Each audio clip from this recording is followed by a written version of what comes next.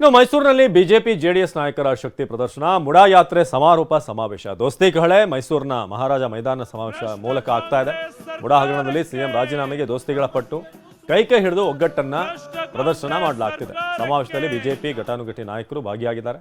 ಸಾವಿರಾರು ಸಂಖ್ಯೆಯಲ್ಲಿ ಬಿಜೆಪಿ ಮತ್ತು ಜೆಡಿಎಸ್ನ ಕಾರ್ಯಕರ್ತರು ರಾಜಕಾರಣದಲ್ಲಿ ಆಗಾಗ ಕೈ ಹಿಡಿದ ಮೇಲೆ ಎತ್ತೋದು, ನಂತರ ಕಿತ್ತಾಡೋದು, ಇದೆಲ್ಲವನ್ನು ಕೂಡ ಸಾಮಾನ್ಯವಾಗಿ ನೋಡಿದ್ದೀವಿ. ಅದು ಡಿಕೆ ಎಚ್ಡಿಕೆ ವಿಚಾರದಲ್ಲಿ ಆಗ್ತಾ ಇದೆ. ಈಗ ಬಿಜೆಪಿ ಮತ್ತು ಜೆಡಿಎಸ್ ಒಗ್ಗಟ್ಟಿನ ಮಂತ್ರವನ್ನ ಜಪಿಸ್ತಾ ಇದೆ. ಸಮಾವೇಶದ ದೃಶ್ಯ ಇದು.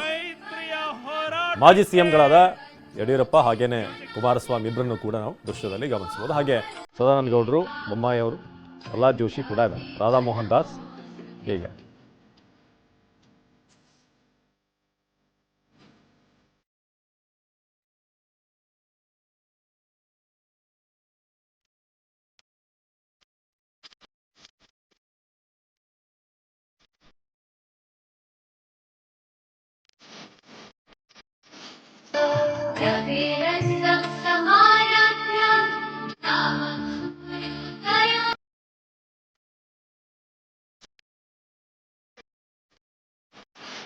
ವೇದಿಕೆಯ ಮೇಲಿರುವಂತಹ ಎಲ್ಲ ಮುಖಂಡರು ಮೈತ್ರಿಯ ಪಾದಯಾತ್ರೆಯ ಹೋರಾಟದ ಈ ಉದ್ಘಾಟನೆಯನ್ನ ಮಾಡೋದ್ರ ಮೂಲಕ ಭ್ರಷ್ಟ ಕಾಂಗ್ರೆಸ್ ಸರ್ಕಾರದ ವಿರುದ್ಧ ಹೋರಾಟದ ಕಹಳೆಯನ್ನ ಮೊಳಗಿಸಿದ್ದ.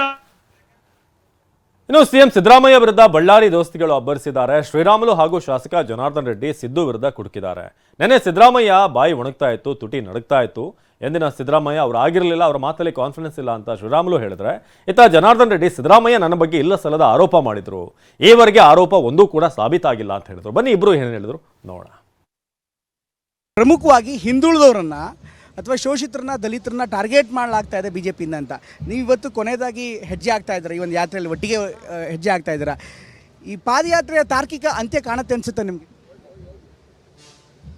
ಬಹುಶಃ ನಿನ್ನೆ ನಮ್ಮ ಪಾದಯಾತ್ರೆ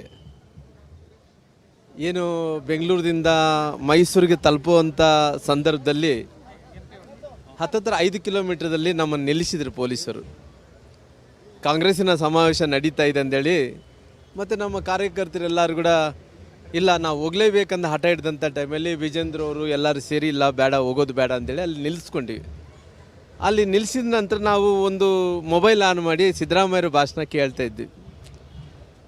ಪಾಪ ಎಲ್ಲೋ ಒಂದು ಕಡೆ ಧ್ವನಿ ಅಂತ ಆರಿ ಹೋಗ್ತಾ ಇತ್ತು, ತುಟಿಗಳು ಎಲ್ಲೋ ಒಂದು ಕಡೆ ಒಣಗೋಗ್ತಾ ಇತ್ತು.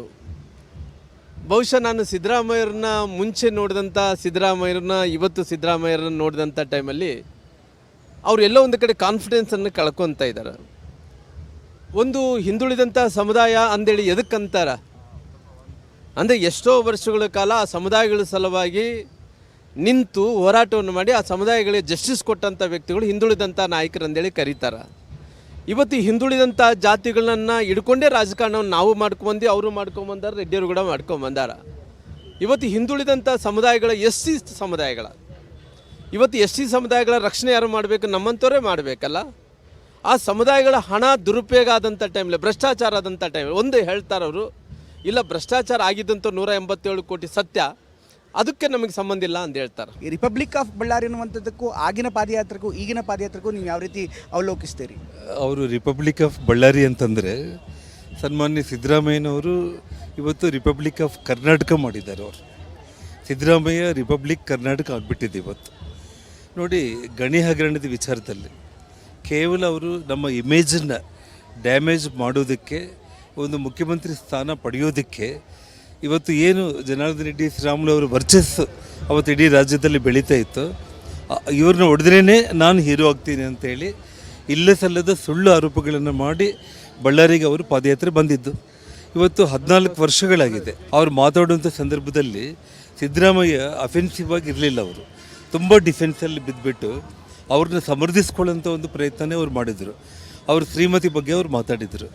ನನ್ನ ಶ್ರೀಮತಿ ಮೇಲೆ ಕೂಡ ಕೇಸ್ ಮಾಡಿ 3 ವರ್ಷ ನನ್ನ ಶ್ರೀಮತಿ ಕೋರ್ಟ್ಗೆ ಓಡಾಡಿದ್ದವರು. ನೀವು ಕೂಡ ನಿಮ್ಮ ಪಕ್ಷದ ಒಂದು ಏನು ಇಂಟರ್ನಲ್ ಫೈಟು ಜೊತೆಗೆ ನಿಮ್ಮ ಹಗರಣಗಳನ್ನ ಹೊರಗಡೆ ತೊಗೊಂಡು ಬಂದಿರೋದು ಕೂಡ ನಿಮ್ಮ ಪಕ್ಷದವರೇ. ಇವತ್ತು ಸತ್ಯ ಈಚೆಗೆ ಬಂದಿದೆ, ನೀವು ಹೆದರ್ಕೊಂಡಿದ್ದೀರಿ. ಬಳ್ಳಾರಿ ಪಾದಯಾತ್ರೆಗೆ ಇದಕ್ಕೆ ಹೋಲಿಕೆ ಬಗ್ಗೆ ಅಂತಂದರೆ ಶ್ರೀಕೃಷ್ಣ ಪರಮಾತ್ಮ ದೇವಕಿ ದೇವಿನ ವಸುದೇವ ಮತ್ತು ದೇವಕಿನ ಜೈಲಿಗೆ ಹೋಗಿ ಆ ತಂದೆ ತಾಯಿಗಳನ್ನ ನೋಡ್ಲಿಕ್ಕೆ ಹೋಗ್ತಾನೆ. ಆ ತಾಯಿ ದೇವಕಿ ಹೇಳ್ತಾಳೆ, ಮಗನೇ ಕೃಷ್ಣ 14 ವರ್ಷ ಬೇಕಾಯ್ತಾ ನಿನಗೆ ನನ್ನ ಬಂದು ನೋಡಲಿಕ್ಕೆ, ಜನ್ಮ ಕೊಟ್ಟಿದ್ದ ತಾಯಿಗೆ ಅಂತ ಹೇಳಿ ಅಂದಾಗ ಆವಾಗ ಕೃಷ್ಣ ಹೇಳ್ತಾರೆ, ತಾಯಿ ಹಿಂದಿನ ಜನ್ಮದಲ್ಲಿ ನೀನು ಕೈಕೇಯಿ, ನಾನು ರಾಮನಾಗಿದ್ದೆ, 14 ವರ್ಷ ವನವಾಸಕ್ಕೆ ಕಳಿಸಿದ್ದೆ ನೀನು, ಅದು ನೀನು ಅನುಭವಿಸಬೇಕು ಜೈಲಲ್ಲಿ ಅಂತ 14 ವರ್ಷ ನಂತರ ನಾನು ಇವತ್ತು ನಿನ್ನ ಹತ್ರ ಬಂದಿದ್ದೀನಿ ಅಂತೇಳಿ. ನೋಡಿ 2010ರಲ್ಲಿ ಸಿದ್ದರಾಮಯ್ಯವರು ಪಾದಯಾತ್ರೆ ಮಾಡಿದರು. ಕರೆಕ್ಟ್ 14 ವರ್ಷಗಳ ನಂತರ ಇವತ್ತು ನಾವು ನಮ್ಮೂರಿಗೆ ಬಳ್ಳಾರಿಗೆ ಬಂದಿದ್ದರು, ಇವತ್ತು ನಿಮ್ಮೂರಿಗೆ ಮೈಸೂರಿಗೆ ನಾವು ಬಂದಿದ್ದೀವಿ ಅಷ್ಟೇ. ಈ ಮೈಸೂರು ಮೂಲಕ ಬಳ್ಳಾರಿಯ ಸೇಡನ್ನು ತೀರಿಸ್ಕೋತಾ ಇದ್ದೀರಾ?